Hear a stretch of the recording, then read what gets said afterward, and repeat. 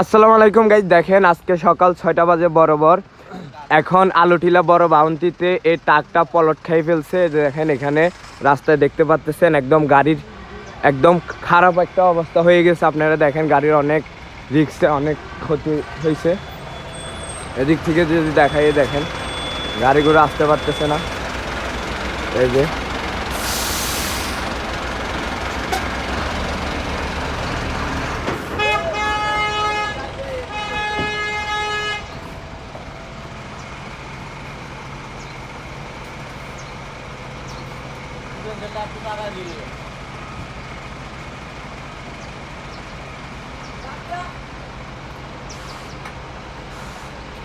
গাড়িগুলো এই যে এটা অনেক হয়ে গেছে। আপনার কি বাইরের গাড়ি? এদিকে চাপান না, এদিকে চাপান না, বাঁচবে না তো।